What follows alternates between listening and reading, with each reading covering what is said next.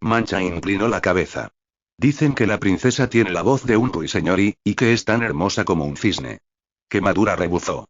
¿Acaso un halcón busca la compañía de un cisne entre las lilas de un estanque o canta duetos con un ruiseñor? ¿O más bien vuela a través de la tormenta junto a sus iguales? Alguien que sea capaz de caminar por el mismo terreno rocoso, de nadar por las mismas corrientes agitadas, que comparta el valor para enfrentarse a la maleza aunque sepa que lo único que le espera es dolor y fuego. Así es como se mide de verdad el valor de un compañero. Mancha sonrió. A pesar de su constante condescendencia, Quemadura valoraba sus cicatrices y todas las cosas que habían hecho mella en su aspecto. Los humanos podían aprender mucho de los animales, ya que estos últimos observaban el mundo con el corazón en lugar de con los ojos. Los rumores hablan de un día y una hora concretos, dijo Mancha. Ahora que la princesa ya es lo bastante mayor para reinar, dicen que ha llegado el momento. La joven arqueó las cejas para indicarle que se preparara para cumplir su promesa. También dicen que el tiempo vuela. Y yo también. Quemadura dio media vuelta para dirigirse hacia el bosque y le regaló la imagen de su cola cubierta de brasas moviéndose de un lado a otro, como si le molestaran los bichos. Me aburre esta conversación. No te echaré de menos hoy. Quizá no vuelva a buscarte. Quizá, respondió Mancha mientras se colocaba el guante de nuevo. Entonces, dio media vuelta y sonrió, porque llevaba años amenazándola con lo mismo. Volvería para informarle de lo que había averiguado en sus aventuras cuando las casetas cerraran. Esta vez, incluso, hasta podría traerle respuestas sobre su identidad. Mancha entró al mercado y pisó el suelo negro con fuerza. Pasó por delante de varios puestos imitando sus andares de chico. La reputación de Crony y Luce habría bastado para protegerla si alguien hubiera visto más allá de aquella máscara. Pero nadie sentía la necesidad de observarla más de cerca. Piel llena de cicatrices que siempre tenía un aspecto mugriento, a causa de la gran cantidad de protector solar que se aplicaba cada día, por mucho que se frotara en la bañera. Pelo rapado que nunca crecía, grasiento por la pasta de moras machacadas que siempre le dejaba un poco de residuo incluso aunque lo llevara limpio. Por no mencionar sus pechos, tan pequeños que ni siquiera hacía falta vendarlos mientras llevara ropa ancha. A Mancha no le importaba que nadie la mirara. Que la confundieran con un chico desaliñado había conseguido mantenerla alejada de quienquiera que la dejara en aquella tierra yerma para morir, y le proporcionaría una gran ventaja si llegara a descubrir quién había sido. La joven pasó a toda prisa por delante de las 5 casetas donde vendían comida. El aroma del pan y las galletas de Brannigan le hizo salivar. El cartel de la caseta era una barra de pan dorada cosida sobre un trozo de tela azul. Su escaso desayuno le había dejado un vacío en el estómago, pero no tenía tiempo ni dinero para llenarlo. Al contrario que con sus otros trabajos en la tienda, Luce no le había dado oro, plata o cobre, que eran las 3 formas de pago preferidas por los vendedores. Ese día solo tenía una cosa en el bolso, y solo podía vendérsela a un cliente en particular. Regatear sin la moneda tradicional suponía otro reto, aparte de no tener voz. Luce insistía en que sus limitaciones no tenían que bloquearla. Que si utilizaba la cabeza y los sentidos, sus observaciones de los intereses personales de cada vendedor a lo largo de los años la convertirían en la diplomática más sabia del mercado. Ahora, Luce estaba poniéndola a prueba. Galletas de azúcar recién hechas, pequeño, gritó la voz de Brannigan para tentarla. Tiempo atrás, el pastelero criaba galgos para un noble de Eldoría, antes de que lo pillaran haciendo carreras ilegales con ellos para su propio beneficio. Desde entonces, servía a las clases más bajas, y había modificado su receta de galletas para perros. Era sorprendente lo buenas que estaban. 2 monedas de plata por una docena. ¿Tienes un par de monedas que te pesen en el bolsillo? Mancha evitó mirarlo y continuó caminando por delante de 3 puestos más. Uno era una tienda de golosinas con unos elaborados bastoncillos blancos y rojos de menta con forma de esqueleto. El dueño de dulces de sangre y crema era un carnicero tuerto y calvo que se hacía llamar Vicio. Había perdido su negocio después de guardar los ganchos de los que colgaba la carne con los restos del cuerpo de su compañero. Al lado estaba la caseta de Alice, que vendía quesos y licores. Alice era una mujer corpulenta que mantenía largas conversaciones con sus 2 vacas lecheras, atadas al lado del puesto. Y solo vendía sus productos a las personas que las vacas decidían. Después estaba el herbolario de un gnomo del bosque llamado Brinco, a quien expulsaron del palacio, donde trabajaba como cazador de ratas unos años atrás. Ofendió a la hermana del rey al perseguir a una rata hasta su habitación, donde empezó a corretear por sus pies. Ahora, iba siempre disfrazado de conejo gigante, para robar la mercancía de los jardines del pueblo. Mancha se detuvo delante de la tienda de alimentación de Edith. Sus especialidades eran la fruta y la verdura deshidratadas, carne salada, gusanos fritos, y larvas glaseadas de miel. Puede que el menú despertara en algunos muecas de asco, pero los sabores variaban tanto con respecto a su apariencia como las personas. La vieja Edith la Mellada lo sabía mejor que nadie, ya que había trabajado en las cocinas del castillo hacía 30 años, hasta que ella y la quisquillosa princesa se pelearon. Poco después, pillaron a Edith metiendo ingredientes poco apetitosos en el desayuno de la princesa Glistenda y la encerraron en las mazmorras, donde le arrancaron todos los dientes. Tras cumplir una sentencia de 5 años, fue a vivir al desfiladero, porque se consideraba demasiado fea como para enfrentarse al mundo exterior de nuevo. Mancha observó a Luce en la caseta de Cromby, apoyado en el mostrador. No cabía duda de lo que significaba su expresión celestial. Vamos. Pronto, el mercado estaría abarrotado de compradores y perdería la oportunidad de negociar. Mancha frunció el ceño y contempló los 12 puestos. Luce le había dado un puzzle difícil de resolver. Tenía una sola pieza para empezar y 5 oportunidades para hacerla crecer. Su objetivo era comprar algo especial a Sedimentos. Luce ya le había especificado lo que tenía que ser, y era algo que un duende de la escarcha no vendería por poco dinero. Tenía que conseguir la cantidad perfecta para negociar con él y, algo a lo que Sedimentos no pudiera resistirse. Mancha sonrió ligeramente. Allí estaba, en los estantes de la tienda de calzado de Percival. Un premio que Sedimentos anhelaría con todo su gélido corazón. Ahora solo tenía que negociar para conseguirlo. Así era el juego de la diplomacia. La joven abrió el bolso que le colgaba del hombro. Dentro había un espejo encantado que podía hacer que una persona viera su belleza interior reflejada o, si no tenía, sus demonios. Lo sacó de un baúl donde Cromby guardaba los objetos mágicos que había robado de cadáveres durante siglos. Mancha no quería desprenderse de él, ya que en varias ocasiones había observado su reflejo en casa.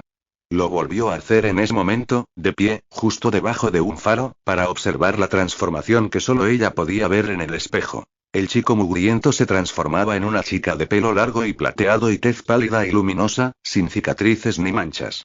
Negó con la cabeza, se regañó a sí misma y se guardó el espejo de nuevo. Una vez le contó a Quemadura lo que había visto en el espejo.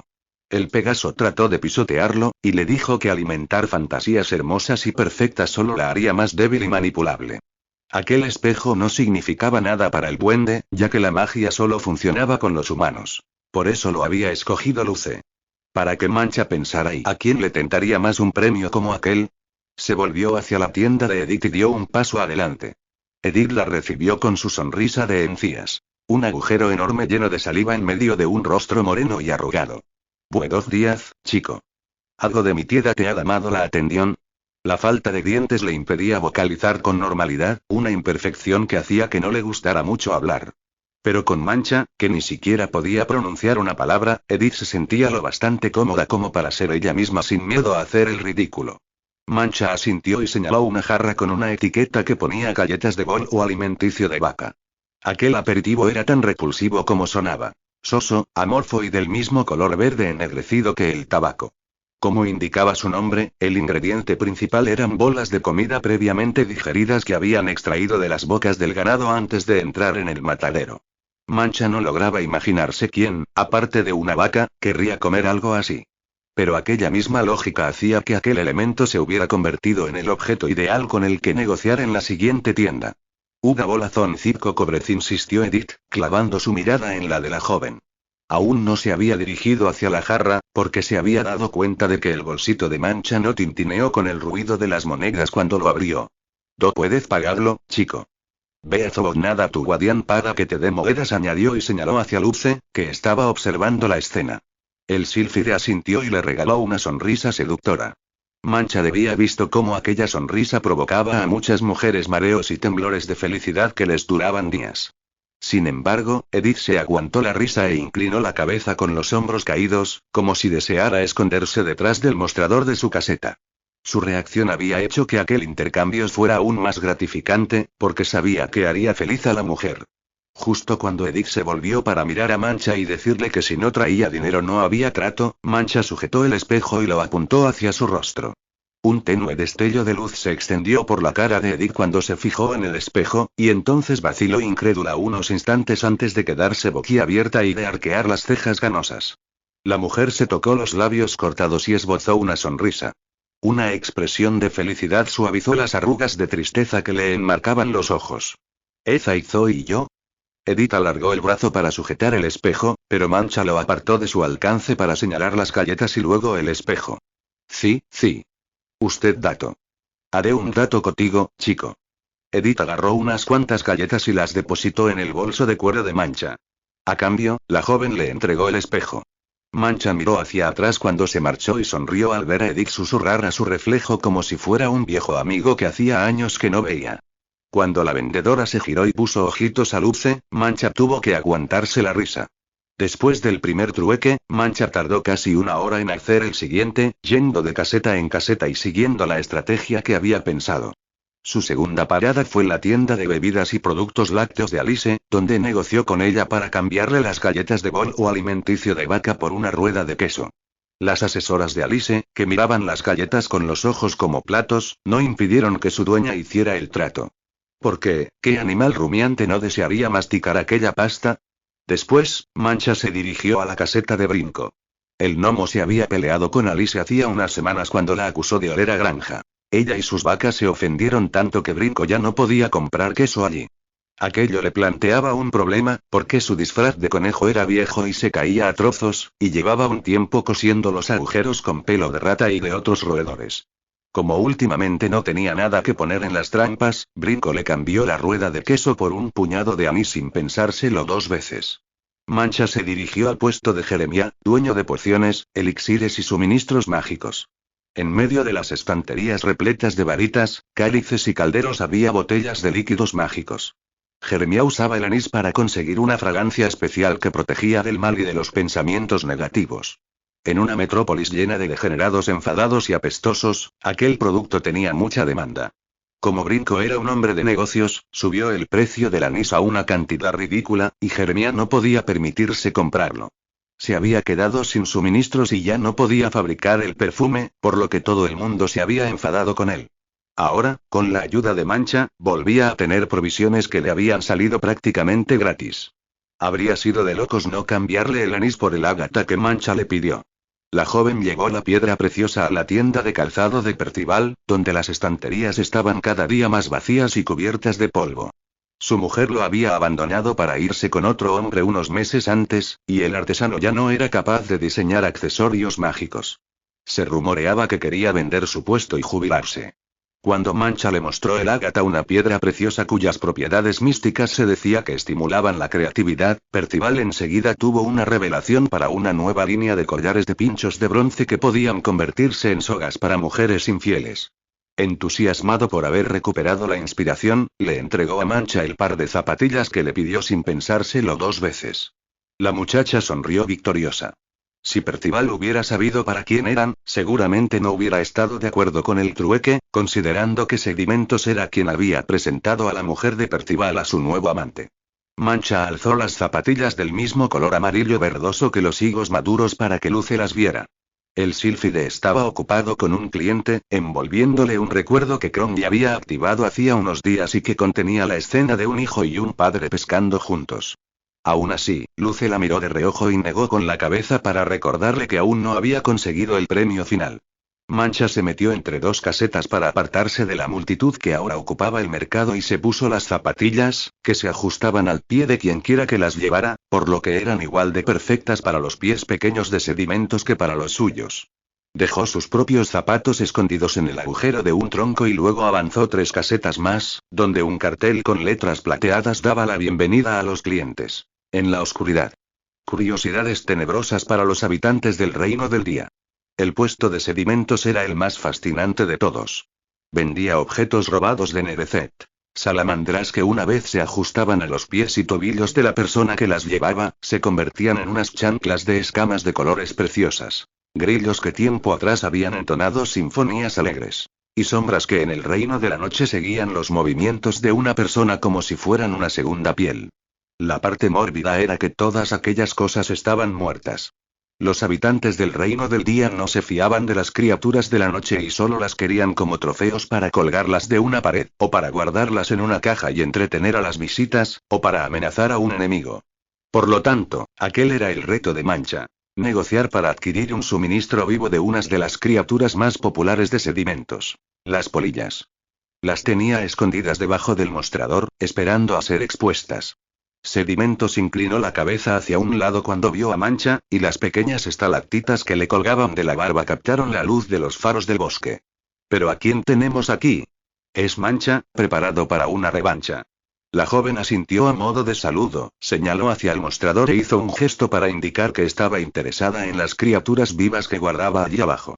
Sedimentos bufó. El oro blanco es la única moneda aceptable si quieres que de aquellos seres te hable.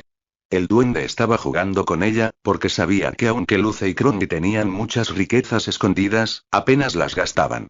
Mancha entrecerró los ojos y pisoteó el suelo 7 veces con cada pie. Un instante después, las suelas de las zapatillas se hicieron más gruesas. A Mancha se le hizo un nudo en el estómago a medida que se hacía más y más alta, hasta que tuvo el toldo a la altura de los ojos. Acto seguido, la joven señaló hacia un dibujo plateado de una polilla al lado de las letras del cartel. Sedimentos resolvió y se subió a su taburete para echar un vistazo a los pies de la joven por encima del mostrador.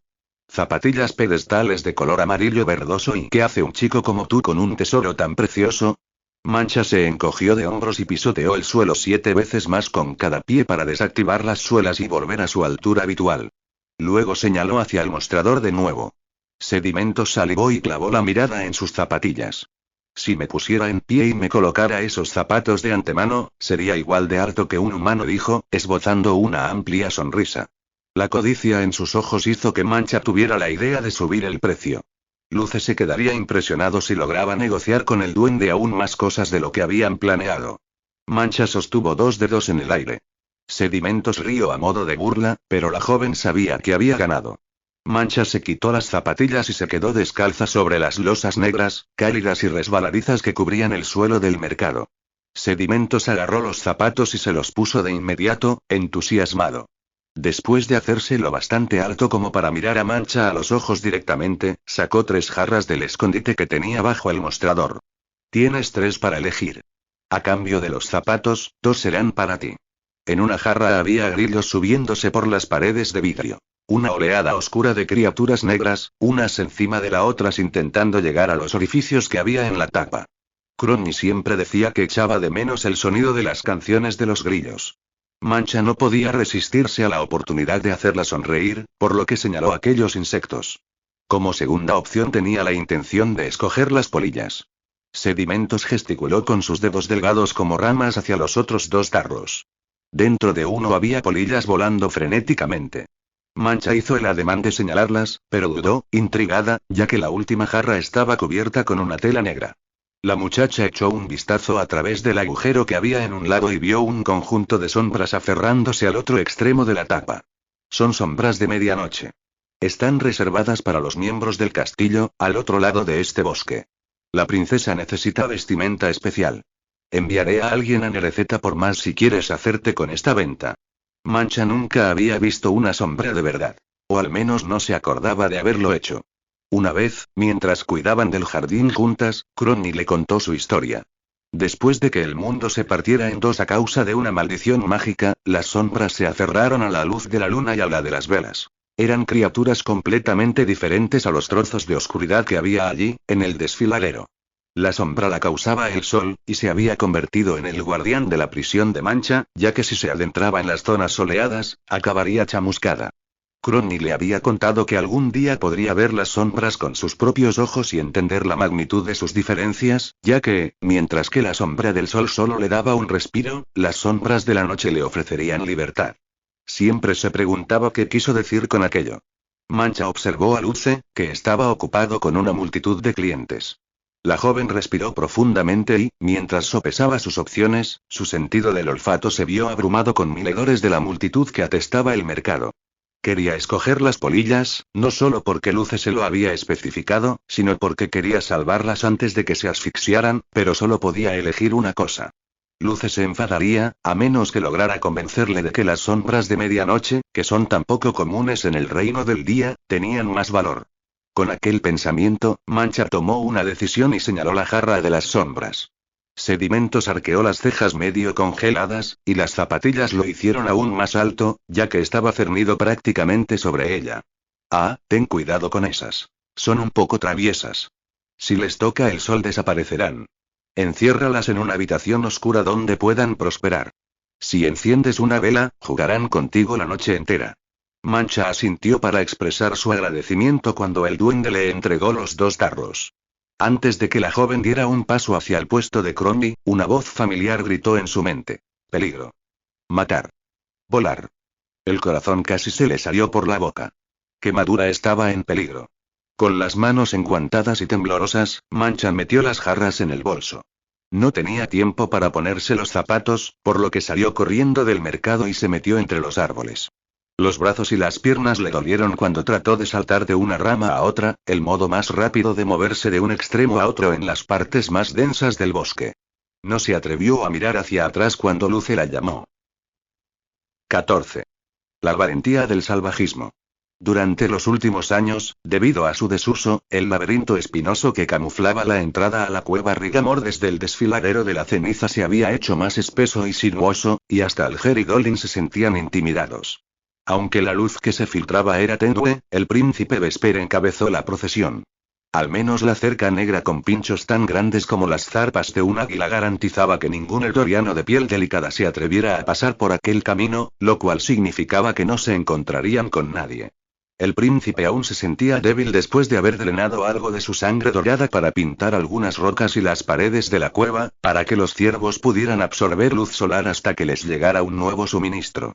Antes de adentrarse en el laberinto, la tropa cubrió los caballos con las telas gruesas de nuevo. Luego continuaron en fila para pasar por las estrechas aperturas. Pronto Vesper se dio cuenta de que no hacía falta protegerlos tanto. Al ir en cabeza, debería haber prestado más atención, debería haberse dado cuenta del ligero aroma a humo o haber vislumbrado los lejanos y sutiles destellos de luz que iluminaban el sinuoso laberinto. Pero su mente estaba demasiado pendiente de lo familiar que le resultaban sus alrededores, en un lugar donde nunca había estado. Un mundo brumoso y tenue que solo había imaginado a través de los cuentos que les contaban a los niños cuando jugaban, o de los detalles ofrecidos por los asesinos de Nereceto, los saqueadores de sol que habían pisado aquel territorio. Había 1000 caminos de entrada al laberinto, pero la mayoría no tenían salida. Aún así, la tropa continuó avanzando, pues Vesper no dio la opción de detenerse y dar media vuelta.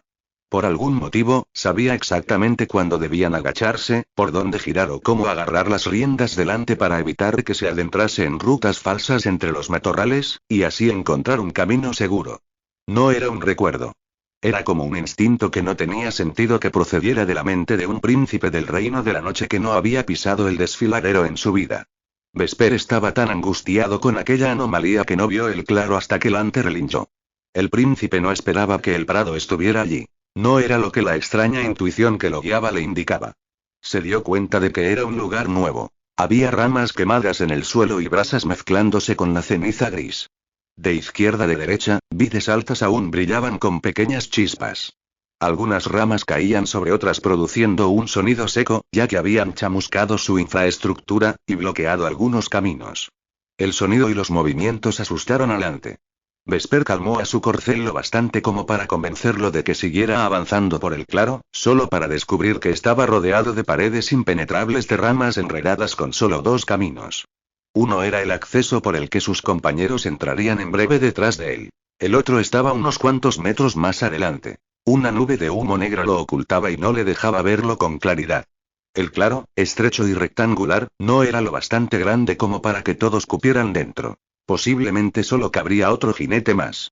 Vesper alzó una mano para que su comitiva se detuviera antes de entrar. Un calor asfixiante le invadió los pulmones y derritió la pintura que le cubría el rostro. El príncipe se aferró a las riendas y presionó las rodillas con firmeza contra las costillas delante para calmarlo. El caballo echó las orejas hacia atrás. No avanzaría más hasta que se disipara el humo por completo. Sin embargo, Vesper sospechaba que la reacción de su corcel se debía a otra cosa aparte de los restos del fuego, ya que él también tenía la misma sensación. En medio de aquella nube negra, que bloqueaba la entrada opuesta del claro, había algo que atraía a la sangre iluminada por el sol de Vesper, una atracción visceral y dolorosa, del mismo modo que el metal se veía atraído por los imanes. Aquella sensación hacía que se le nublaran los pensamientos, como si estuvieran embrujados.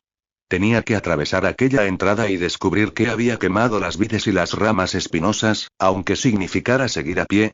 El príncipe señaló a Ciprián para que entrara en el claro. Ambos se bajaron de sus monturas y sus tobillos se hundieron en la ceniza.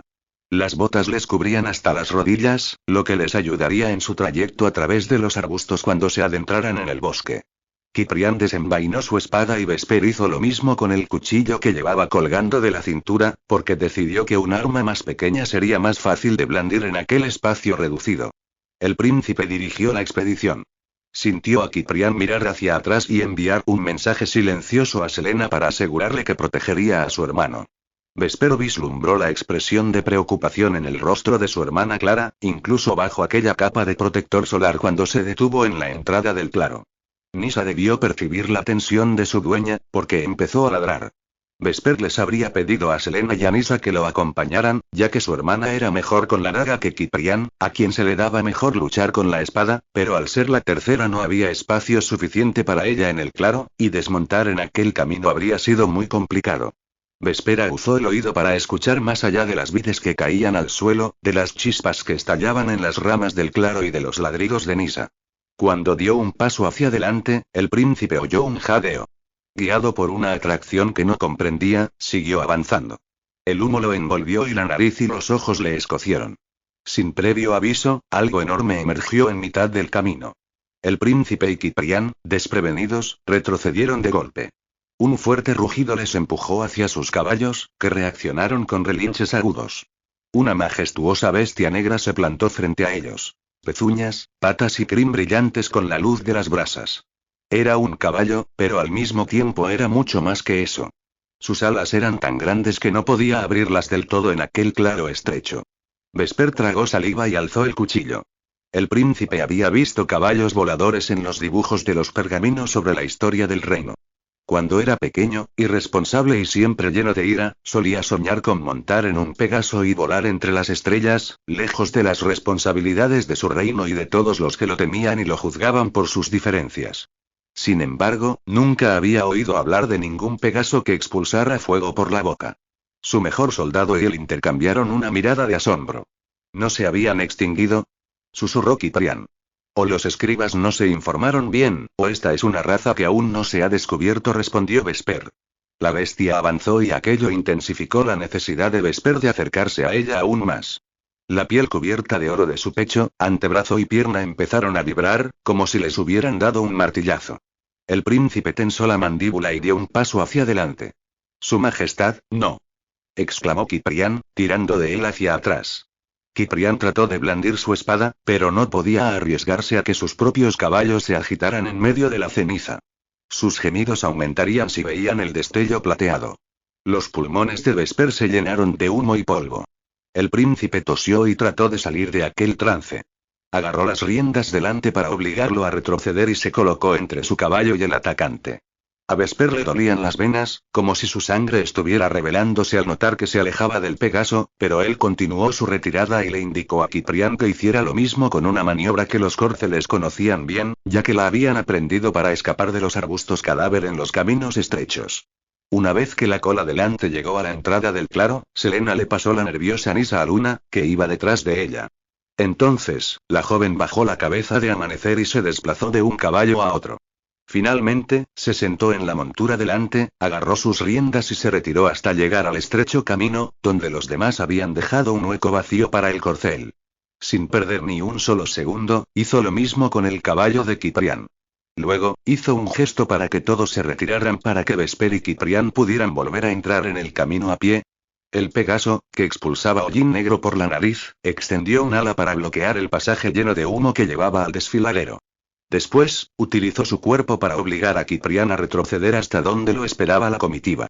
Al soldado se le cayó la espada, pero no tuvo tiempo de recuperarla, pues el Pegaso le dio una patada con las patas delanteras. El arma salió volando y aterrizó en una montaña de ceniza, a unos metros de Vesper. El caballo alado alzó la cabeza. Una llama emergió de su boca y su nariz. Ciprián dio media vuelta, y apenas tuvo tiempo de hacer que todo el mundo retrocediera unos pasos más antes de que el fuego invadiera la entrada al claro. Más vides se chamuscaron y cayeron delante del camino para bloquearlo. Vesper se giró, arrinconado por el Pegaso. Los movimientos de la bestia eran ágiles y precisos, no salvajes e histéricos. Desde el otro lado de la pared de espinas, Nisa no paraba de ladrar. La comitiva de Vesper gritó, pero no podía oír nada de lo que decían. El Pegaso retrocedió y gruñó. Un sonido amenazante y victorioso. Era un macho. Quizá era territorial y habían entrado en su casa sin permiso. La bestia enterró las patas delanteras en la ceniza y una nube de polvo se mezcló con el humo. A la criatura se le iluminaron los ojos con un destello de algo que iba mucho más allá del instinto animal. El Pegaso, que seguía avanzando, se situó a solo unos centímetros de la cabeza de Vesper. El príncipe se apartó, rodó por la ceniza y soltó el cuchillo para alcanzar la espada de Ciprián. Agarró el arma con fuerza, la alzó y sintió un golpe. En el mismo movimiento, giró el torso para que las patas de la bestia chocaran contra su abdomen rígido. Todos los huesos de su cuerpo reverberaron, como si alguien le hubiera dado un martillazo a un gong. Su caja torácica resonó y hasta le tembló el corazón, pero se giró y logró ponerse en pie, jadeando. Tenía el borde de la capucha que le cubría la cabeza empapado en sudor. Vesper alzó la espada para defenderse de otro ataque. Una sustancia viscosa cubría el borde del arma y estaba tan caliente que derritió el acero. Vesper se dio cuenta de que la había clavado en la bestia cuando ésta se abalanzó sobre él. La criatura gimió y dio un paso hacia atrás para bloquear el único camino que quedaba para salir del claro. Su ala izquierda colgaba inerte en el punto de unión con los músculos de su hombro. Las plumas negras brillaron con la misma sustancia que había manchado la espada de Ciprián. Sangre. Un gemido de compasión tembló en la garganta de Vesper. El Pegaso observó la herida y alzó la vista. Sus ojos ardían de ira. Acto seguido, levantó la cabeza y se preparó para expulsar fuego por la boca una vez más. Vesper se cubrió la cabeza con los brazos, ya que no tenía ningún sitio a dónde ir. El príncipe cerró los ojos instintivamente para protegerse del brillante destello de luz, pero en lugar de verse engullido por las llamas, oyó un pequeño golpe a su izquierda. El príncipe abrió los ojos de golpe y vio cómo un chico delgado emergía de un agujero recién hecho en la pared de ramas. Vestía unos pantalones rasgados y una camiseta hecha trizas debajo de un chaleco. Su piel sucia y su cabeza rapada estaban magulladas con arañazos. Tenía las suelas de los pies cubiertas de sangre, pero no parecía importarle el dolor cuando empujó a Vesper y se colocó entre él y el Pegaso. La bestia pateó el suelo, gruñó y expulsó un cúmulo de grasas por la boca. «Apártate, hijo», dijo Vesper, agarrando el codo del chico mientras preparaba la espada para atacar. «No es una criatura ordinaria». El muchacho se deshizo de él y avanzó 3 pasos más con los ojos clavados en la criatura alada. Estaban en medio de una guerra mental. Vesper había presenciado suficientes conversaciones silenciosas durante los últimos años como para reconocer una cuando la veía. Con un gemido estruendoso, el Pegaso dio media vuelta y se marchó por el camino que había estado bloqueando con su cuerpo, envuelto en humo. El muchacho se quedó de pie, contemplando cómo el animal se alejaba. Vesper avanzó, el chico apenas le llegaba a la altura del pecho. Era demasiado pequeño para ser tan valiente. «Gracias, hijo». Vesper colocó una mano enguantada en su delgado hombro. «Deja que te ayude. Tenemos comida y agua y ropa y zapatos de sobra». El muchacho agarró la muñeca del príncipe con su propia mano enguantada, dio media vuelta y estampó su cabeza contra el pecho de Vesper. Su espinilla dorada perdió el punto de apoyo y cayó de espaldas. En el suelo, se esforzó por recuperar el aliento mientras su atacante le arrebataba la espada y la tiraba hacia un lado. El chico apretó los labios, que eran curiosamente hermosos bajo toda aquella mugre, como si tratara de aguantarse las ganas de gritar. Acto seguido, utilizó las manos para comunicarse con Vesper. «No soy el hijo de nadie. Y no necesito ayuda de alguien que se gana la vida con estas salvajadas». Entonces, el muchacho retrocedió y se dirigió hacia el camino por donde había desaparecido el Pegaso. Intrigado por el hecho de que el chico conociera el antiguo idioma de los símbolos, Vesper saltó hacia adelante para agarrarle el tobillo. La mano se le resbaló a causa de la sangre, pero logró sujetarse y se abalanzó sobre él. El muchacho cayó sobre la ceniza y se retorció, dio patadas y mordió y arañó al príncipe. «Estate quieto». Vesper tensó la mandíbula y lo aproximó más hacia su cuerpo. Le había costado menos luchar contra el arbusto cadáver. Por supuesto, no quería herir a aquel adversario en particular, por lo que se contuvo para no hacerle daño. Pero la fuerza bruta que le faltaba al chico se veía compensada por su agilidad. Sintió un golpe en la barbilla, que resonó en su cabeza. ¿Puedes parar? Solo quiero hablar contigo. El muchacho agarró el cuchillo de Vesper, que estaba medio enterrado en la ceniza. Su sonrisa blanca contrastó con su piel mugrienta cuando lo atacó con el arma. Un gruñido canino emergió del camino lleno de humo. Al príncipe solo le dio tiempo a ponerse en pie cuando un zorro rojo apareció en el claro enseñando los colmillos. El chico se levantó y se guardó el cuchillo en el chaleco. El zorro, que gruñía a su lado, retrocedió por el sendero por el que había llegado. El claro seguía sumido en nubes de humo. Cuando el chico se agachó al lado de su mascota, clavó la vista en los ojos de Vesper una última vez. El príncipe no podía moverse. Aquellos ojos, que lo observaban desde la oscuridad, adoptaron un color ámbar tan intenso que iluminaron miles de pestañas blancas, un rasgo del que Vesper no se había percatado durante el caos. Ahora, el príncipe solo podía concentrarse en aquellas pestañas, tan largas y espesas que se parecían a los depósitos cristalinos de vapor de agua congelados en las ramas y los matorrales de Nerecet. Nadie en el reino del día tenía los ojos así. No perteneces a este lugar, murmuró Vesper. El chico rebuzó, le dio una patada a un montón de ceniza y corrió por el camino, con el zorro pisándole los talones. El príncipe se quedó quieto en medio de una nube de ceniza. Poco a poco, regresó a la realidad y notó el aroma de la sangre de la bestia. Un olor a metal y a quemado mezclado con el de la plata fundida. También sintió un ligero picor en la piel, donde las placas doradas avanzaban poco a poco. Probó el sabor de la ceniza en sus labios. Oyó el relincho de los caballos, el alboroto de las grajillas y los ladridos de Nisa. Después, el sonido de su tropa abriéndose camino a través de la maleza. Dolin, Leo y Luna aparecieron en el claro tras cortar las vides con hachas. Después, Nisa emergió junto a Selena y Alger, con Tea y Tibals detrás de ellos. Todos tenían el pelo plateado, las cejas, las pestañas y su pálida piel cubierta de hollín negro. ¿Estáis todos bien?, preguntó Vesper, estirando el brazo para rascar al perro detrás de las orejas. Ciprián ha sufrido quemaduras, respondió Selena. Vesper soltó una palabrota y se dirigió hacia donde estaba su soldado de confianza. Selena lo detuvo. Está bien. Luna está cuidando de él. Vesper asintió. Luna le había vendado su propia herida antes. Su experiencia como enfermera estaba demostrando ser muy útil. Selena esbozó una ligera sonrisa de desaprobación con ella misma. Ciprián se pondrá furioso si descubre que te lo he contado. Quiere esconder su herida. Quería que fuera a buscarte para que dejara de preocuparme por él. Vesper negó con la cabeza y sonrió a modo de respuesta. Dudo que sea verdad. ¿Desde cuándo Ciprián rechaza tu atención? Selena se mordió el labio y entrecerró los ojos. Vesper se preguntaba qué había pasado entre los dos durante el tiempo en el que había estado separado de los demás. ¿Y los caballos? El príncipe se quitó la capucha y se soltó la oscura melena. Ahora mismo, era mucho más que el hermano de Selena. Era el líder de su comitiva en una tierra desconocida y habían estado a punto de acabar chamuscados. Están bien. Solo se han asustado. Vesper observó a Nisa olfateando el claro. ¿Alguno de vosotros ha visto lo que ha sucedido?, preguntó el príncipe y levantó la espada, que se había desintegrado casi por completo. Leo dio un paso adelante. No creo que a Ciprián le guste esto. Vesper luchó contra la oleada de compasión que lo invadió. La espada se la había regalado Sirandrian. El padre de Ciprián había muerto hacía poco de la misma enfermedad que había matado al rey. Cuando la sangre dorada empezó a deslizarse por su mano, Vesper dejó caer la espada de nuevo. Luna tocó el mango con la punta de la bota. Estábamos vigilando la situación como podíamos entre las ramas. ¿Un Pegaso? Eso parece, afirmó Vesper, y alzó las cejas. ¿Y quién era ese pobre chico?, preguntó Luna mientras se recogía el pelo que se le había soltado de la trenza y se limpiaba las manchas de hollín del cuello. Vesper se rascó la barbilla amoratada. Aún seguía impresionado por el valor del muchacho. No soy el hijo de nadie, había dicho mediante el lenguaje de signos.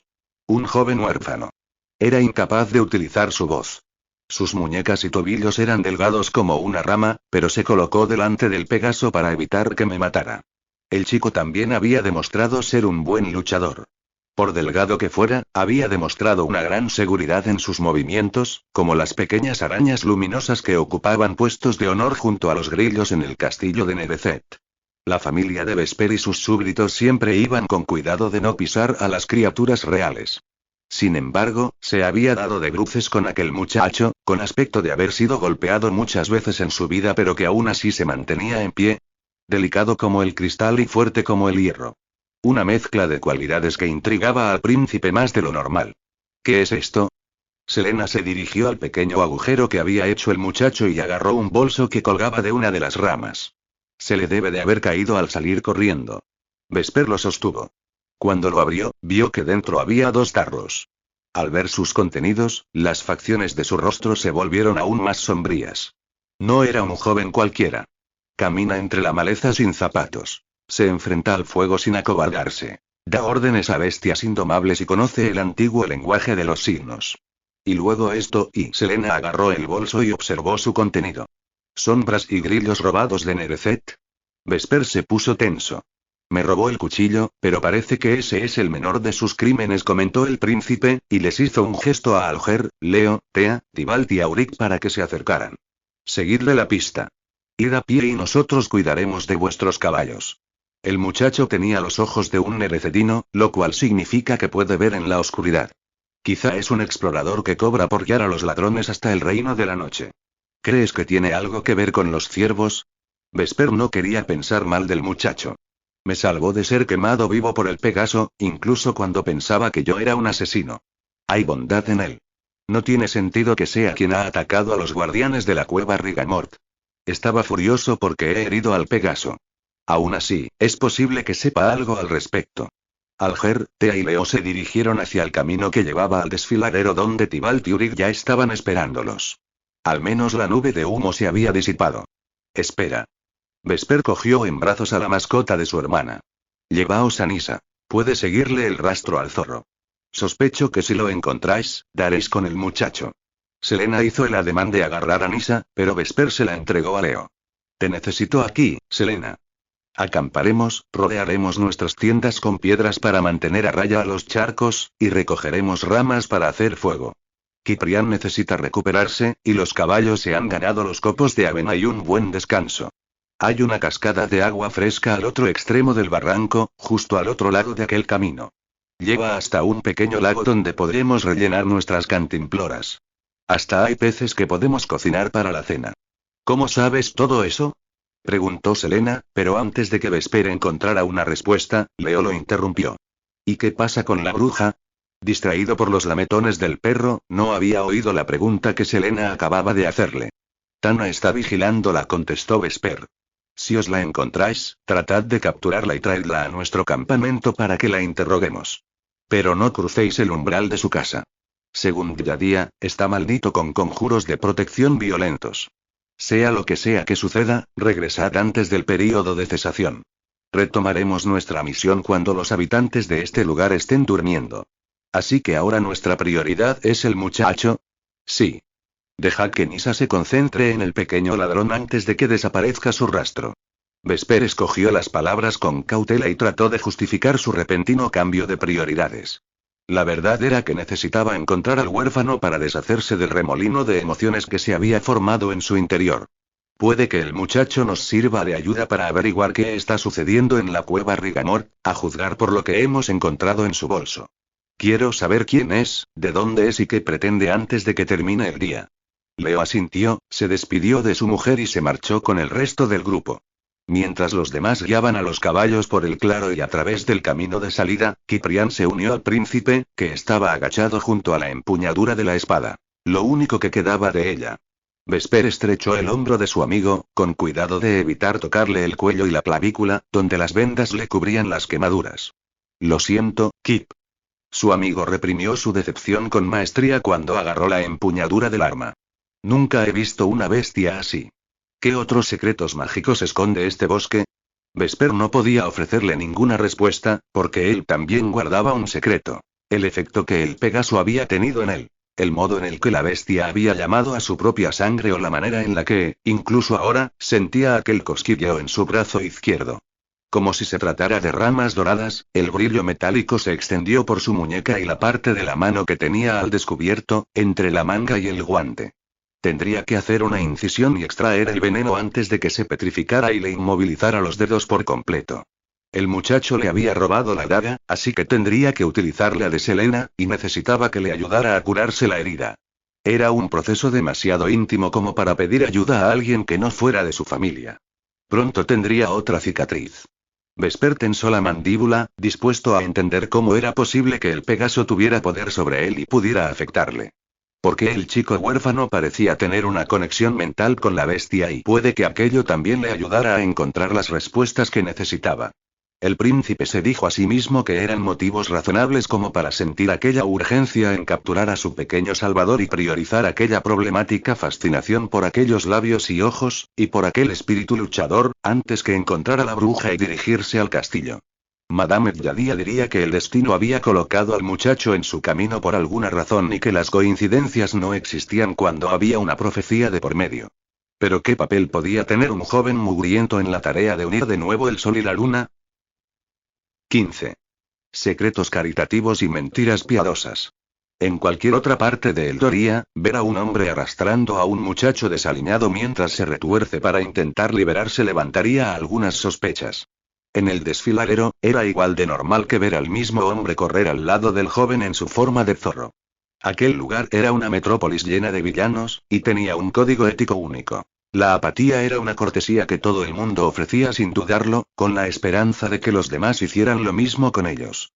Así que, mientras Luce arrastraba a Mancha delante de la multitud que iba y venía del mercado, o dispuesta de gastarse las ganancias del día en la taberna caprichosa que estaba dentro del tronco hueco de uno de los árboles más grandes del bosque, nadie les prestó la más mínima atención.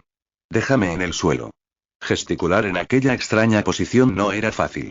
Mancha se tropezaba con cada paso que daba, por lo que se le movían los hombros constantemente y le resultaba muy difícil utilizar los dedos para comunicarse con claridad. No. La joven suspiró al oír el tono decidido de la voz de Luce, y se resignó a seguirle el ritmo por encima de las raíces de los árboles y alrededor de los charcos. La sensación de emergencia le pesaba en el corazón, y era mucho más agonizante que el dolor que latía en las plantas de sus pies. Necesitaba ir con Quemadura. Habían herido su orgullo, y eso se infectaría y se extendería aún más deprisa que el corte en su ala si no lo encontraba pronto. Déjame caminar a tu lado. Esto es humillante. Por favor. Luce hizo una mueca. Eres lo bastante idiota como para salir corriendo sin tus zapatillas, pero yo no lo soy, por lo que no pienso soltarte para que vayas a perseguir a tu mula con alas. Su referencia a Quemadura hizo que a Mancha se le encogiera el corazón aún más, como si se le hubiera clavado una espina mientras navegaba por aquel laberinto de ramas para llegar hasta él.